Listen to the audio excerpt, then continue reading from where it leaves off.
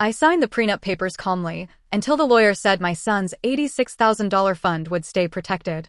My fiancé went quiet, then whispered, "So none of that becomes ours?" When he smiled at my son that night, I finally slid my ring off. The papers were not the final version yet. They were disclosures, drafts, the kind of boring documents people sign before the real agreement gets finished.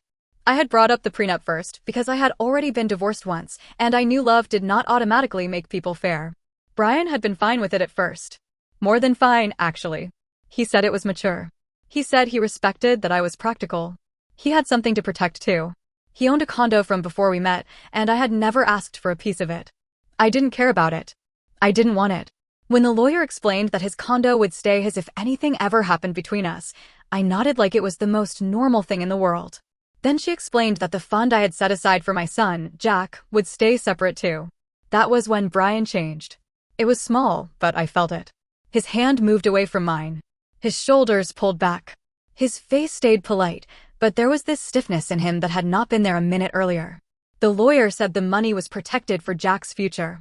Education, housing, a first car, trade school, whatever made sense when he was older. She explained that because the money came from before the marriage and was already set aside for him, it would not become marital property. Brian looked at her and asked, "So none of that becomes ours?" The room went quiet for half a second. My lawyer answered calmly, "No, it remains protected for Rachel's son. My son. Not a business account. Not a vacation fund. Not a secret pile of cash I was hiding so I could buy myself jewelry or leave Brian broke someday. Jack's future." Jack was 9. He still left his socks in the hallway. He still acted like brushing his teeth was a personal attack. He still asked me to cut his sandwiches diagonally because triangles tasted better. He had no idea adults could sit in a quiet office and discuss his future like it was something negotiable. Brian didn't say anything else in front of the lawyers. That was what made it harder to react. He didn't yell. He didn't accuse me. He just went quiet and stayed quiet while everyone else kept talking. By the time we left, I had already started making excuses for him in my head. Maybe he was surprised. Maybe he didn't understand how protected funds worked. Maybe he felt embarrassed because money is awkward. Maybe I should have told him the exact amount earlier, even though we weren't married yet. That's the thing about red flags. Sometimes they don't look red when you're standing close to someone you love. Sometimes they look like confusion, stress, hurt feelings, a bad moment. In the car, Brian stared out the window for almost 10 minutes. I drove because we had taken my car. Usually, he would reach over and rest his hand on my knee at stoplights.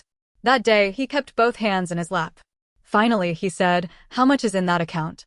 I kept my eyes on the road. "You heard the number." "I heard the lawyer say it," he said. I'm asking why I had to hear it from her. My throat tightened. Because it's money for Jack. It's not something we were going to use. That's not what I asked. I pulled into the parking lot of a small coffee shop because I didn't trust myself to keep driving while we did this. We had been there before, back when everything was softer between us. Back when he used to laugh at how nervous I got ordering because I always changed my mind at the counter. Now we sat there in the parked car like strangers. I said, "I didn't hide it from you to hurt you." Brian gave me this look, like I had already admitted guilt. "So you did hide it. I told you I had savings. You didn't tell me your kid had $86,000 sitting there. My kid doesn't have it sitting there. I control it until he's old enough. It's protected for him." Brian rubbed his jaw. "That sounds like a technicality." I stared at him because I honestly didn't know what to say. He must have noticed because his tone softened a little. "I'm not trying to take anything from Jack." "I didn't say you were. You're acting like I'm some gold digger." "I'm acting like you got upset when you found out money meant for my son wouldn't become ours." He looked away again. "It just feels weird. We're supposed to be building a family." There it was. The word family. The word that can make anything sound noble if you use it right. I told him we were building a family, but that did not mean everything from before us got thrown into one pile. He had his condo. I had Jack's fund. Both could be true.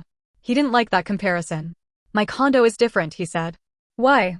"Because I live there. It's not some hidden resource." I almost laughed, but there was nothing funny about it. Jack's fund isn't a resource. He sighed like I was being difficult. "You know what I mean." I didn't know if I did. That was the problem. When we got back to my place later, Jack was on the living room floor building a city out of blocks and old cardboard boxes. He had made a grocery store, a school, and one lopsided building he said was probably a bank, but maybe a jail. He looked up when we came in and smiled at Brian. Brian smiled back immediately. Too fast. Too bright. Hey, buddy, he said. Want to grab ice cream after dinner? Jack lit up. Can I get 2 toppings? Brian glanced at me, then back at him. 3 if your mom says yes. I stood in the doorway with my keys still in my hand, watching him be charming and warm and exactly the man I wanted him to be. That should have comforted me. Instead, it made my skin prickle. Because 2 hours earlier, he had asked if my son's money would become ours. Now he was smiling at that same child like nothing had shifted. That night, after Jack went to bed, I stood in the bathroom and looked at my ring. It was beautiful. Simple, not flashy. Brian knew I didn't like big stones. He had chosen well. I slid it off and placed it on the counter. I didn't break up with him that night. I didn't even tell him I had taken it off. I just stood there staring at the pale mark it left on my finger, wondering why I felt like I had removed something heavier than jewelry. The next few days were strange. Brian acted normal around Jack. Almost too normal.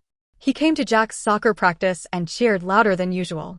He brought over a video game Jack had mentioned once. He made dinner and remembered that Jack hated mushrooms unless they were chopped so small he could pretend they weren't there. Every kind thing he did made me feel worse. I kept asking myself if I was being unfair. Maybe he was trying to show me he loved Jack. Maybe he was trying to prove he was committed. Maybe I had turned one bad question into a character flaw because I was scared. But then, late one night, he brought it up again. Jack was asleep. We were cleaning the kitchen together. Brian handed me a plate to dry and said, "I've been thinking about the prenup." My body reacted before my face did. I said, "Okay." He leaned against the counter. "I don't want us to start marriage with secrets."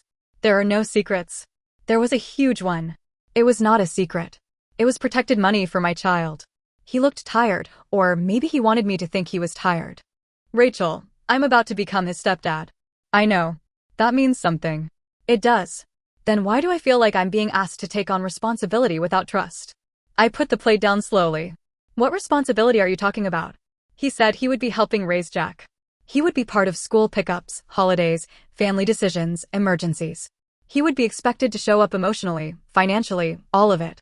Then he said it felt unfair that I wanted him fully invested in Jack while keeping what he called resources separate. That word again. Resources. I asked him not to call my son's future a resource. He said I was focusing on the wrong thing. Then he brought up buying a house someday. He said we wouldn't stay in my rental forever, and his condo was too small if we ever had more children. He said housing prices were insane, and it would be smarter to use what we already had instead of taking on a bigger mortgage. I asked, "What do we already have?" He hesitated just long enough. Then he said, some of Jack's fund could help with the down payment. He would live there too, so technically it would still benefit him. I laughed because I thought he was testing the sentence out and would hear how insane it sounded once it was in the air. He didn't laugh. He just watched me. I said, "Absolutely not." His face hardened. "You didn't even think about it." "There is nothing to think about." "So that money can sit untouched for years, but we can struggle?" "We are not struggling. We could build something better." "With my son's protected money?" "With family money." "It is not family money." The silence after that was ugly. Brian looked at me like I had slapped him. "You hear yourself, right?" "Yes." Very clearly. He said I was treating him like an outsider. He said I wanted him to act like a husband and stepfather while I kept him at arm's length. He said marriage was supposed to be about blending lives, not protecting escape routes. That one stung because he knew I had been through divorce. He knew I was sensitive about being seen as damaged or guarded. He knew I worried I was too careful sometimes. So I asked him, "Is your condo an escape route?" He didn't answer. I said, "Because if protecting something from before marriage means I don't trust you, then what does your condo mean?" He said that was different. I asked him how. He got angry then. Not explosive, but sharp enough that I stepped back from the counter. "You keep comparing a home I worked for to money from an accident," he said. I went still. That money came from one of the worst times of my life. I had been hurt. I had spent months dealing with pain, paperwork, bills, and fear. I never talked about it in detail because I didn't want it to become my identity. I used part of the settlement to fix my life, and I put a large piece away for Jack because the one good thing I could do with something painful was give my son stability. Hearing Brian reduce it to money from an accident made me feel like the floor had shifted. I said, "Do not talk about it like that." He looked away. "I'm just saying you didn't exactly earn it the normal way."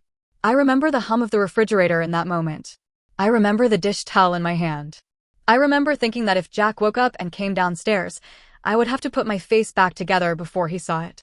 I told Brian to leave. He seemed shocked. Rachel, leave. He grabbed his keys, then paused near the door like he expected me to stop him. I didn't. After he left, I checked on Jack. He was asleep with one arm hanging off the bed, his blanket twisted around his legs. He looked so small. So completely unaware that an adult he trusted had just talked about his future like it was a shared wallet. I sat on the edge of his bed and cried quietly. Not because of the money. Because I had almost missed it. The next morning, Brian sent flowers. Not roses. He knew I hated roses. He sent lilies because I once mentioned they reminded me of my grandmother's garden. That was Brian at his best. He remembered things. He paid attention. He knew how to make an apology feel personal. The card said, "I'm sorry. I got scared. I love you both." I wanted to believe it. That was the hard part. I didn't want him to be the bad guy. I wanted him to be a good man who had a bad reaction to an uncomfortable subject. I wanted to tell myself money makes people weird and fear makes people clumsy. So when he asked to talk, I agreed. We met at my place after Jack went to school. Brian looked exhausted. His eyes were red. He apologized for what he said about the settlement. He said it came out wrong, and he knew I had been through a lot. He said he respected how hard I worked to protect Jack. For a few minutes, I felt myself softening. Then he said, "But you have to understand how it feels from my side." My chest tightened. He said he was being asked to love Jack like his own while being reminded that Jack had a financial safety net he would never be part of. He said it made him wonder if I truly saw us as a future family. I told him loving Jack had nothing to do with accessing his money. Brian said, "It's not about accessing it." But every example he gave circled back to using it. A house. Future family expenses. Equal opportunities for a child we might have someday. Emergencies. Better schools. Bigger vacations framed as memories. Every road led back to the same locked door. And he wanted me to unlock it. I said, "If the fund did not exist, would you still marry me?" He looked offended. "Of course." "Then act like it doesn't exist." He didn't like that. That conversation ended with no resolution. He kissed my forehead before he left, which used to calm me down. This time, it felt like a lid being placed over something boiling. Over the next week, the pressure started coming from other people. His sister, Olivia, called me first. She said Brian was devastated and felt blindsided. She said he had been excited to be part of a family, and now he felt like I had built a wall around Jack. I asked her what exactly Brian had told her. She got quiet. Then she said, "Just that there's money for Jack, and you don't want it included in the family." That was not the full story, but it was enough to make me look cold. I told Olivia the money was legally protected for Jack and had been set aside before Brian and I were even engaged. She said she understood, but she also said marriage was about trust.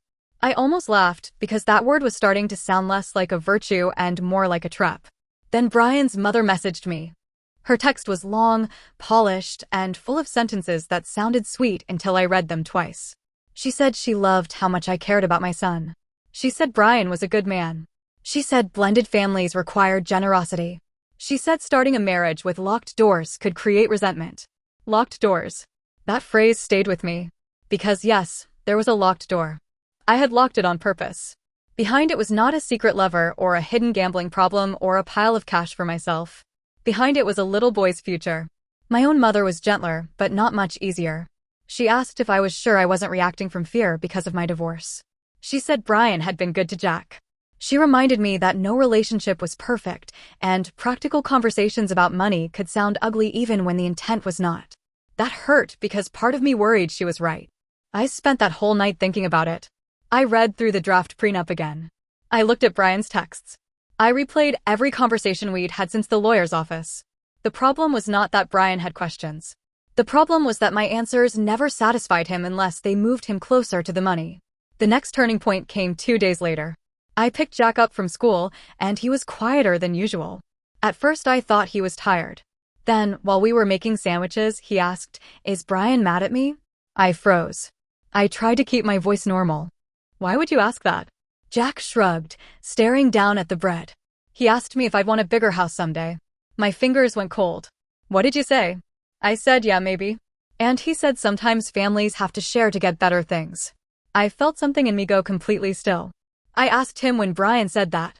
Jack said it was when Brian took him for ice cream after soccer. He said Brian wasn't mean. He said it like that mattered.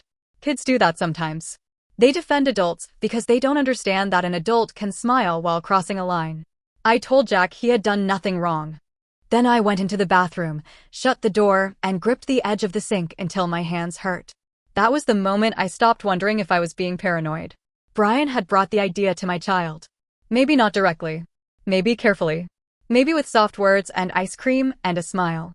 But he had placed it near Jack, close enough for a 9-year-old to wonder if someone was mad at him. I called Samantha the next morning. I did not ask if Brian was evil. I did not ask if I was overreacting. I asked what I needed to do to make sure Jack's fund could not be touched by anyone I married in the future. She walked me through it calmly.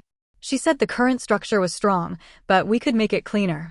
She recommended updated language, additional documentation, and a trustee arrangement if I wanted extra protection. She also told me not to discuss the fund details with Brian any further until I knew what I wanted to do about the engagement. That sentence landed hard. Until I knew what I wanted to do about the engagement.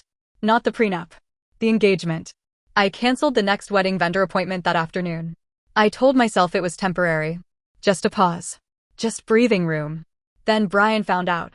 He came over that evening upset, holding his phone like it had personally betrayed him. Jack was at a sleepover at his friend Adam's house, so for once, I didn't have to lower my voice to protect him. Brian asked, "Why did the venue say you canceled the walkthrough?" I said, "Because I need time." His face changed. Time for what? To think. About us. Yes. He paced across the living room once, then stopped. "Rachel, this is insane. We are not breaking up because I asked questions about money. You didn't just ask questions. That is exactly what I did. You talked to Jack about sharing for a bigger house." His mouth opened, then closed. That pause told me everything. He said, "I was just making conversation." With my 9-year-old? I didn't mention the money. You didn't have to. You made him feel involved in something he should never have to carry. Brian rubbed both hands over his face. For a second, he looked genuinely ashamed. Then his defensiveness came back. "I'm trying to build a life with you," he said. "Every time I try to talk about the future, you act like I'm attacking your kid. Because your future keeps needing his money." He snapped, "It's not his money yet." The room went quiet. I stared at him. He seemed to realize how bad it sounded, because he immediately softened his voice. "I mean legally. You control it. You decide." That's all I meant. But that was the problem. He had finally said the quiet part plainly. I controlled it. So he thought I could choose to redirect it. I said, "You need to leave." He shook his head. "No. We are not doing this again. We're going to talk like adults. I am talking like an adult. I'm telling you to leave my house." He looked hurt, then angry, then hurt again. His emotions moved so quickly I could barely keep up. He said I was punishing him. He said I was making him feel dirty for caring about fairness. He said I had let my past ruin our future. I almost answered each point. I almost defended myself line by line. But I was so tired of being dragged into the wrong argument. So I said, "What does fairness mean to you?" He blinked. "What?" "If fairness does not mean access to Jack's fund, then define it." He looked away. I waited. Finally, he said, "What happens if we have a child?" That question had been waiting under everything. I said, "What about it?" He swallowed. "Would our child get the same amount set aside? Or would Jack always start ahead because of something that happened before us?" There it was. Not confusion. Not practicality. Resentment. I said any child we had would be loved, cared for, and planned for. But I would not drain money protected for one child to make another child's starting line look equal on paper. Brian said, "So my child starts behind." My child. Not our child. My child. I felt the last soft part of me close. Because there was no child. There was only the idea of one. And somehow, Brian had already placed that imaginary child in competition with Jack. I walked to the small dish by the hallway where I had put my ring after the lawyer's office. I had worn it again a couple of times that week, mostly because I was trying to convince myself things could still be fixed. But that night, I picked it up and carried it back to the living room. Brian stared at it in my hand. I placed it on the coffee table between us.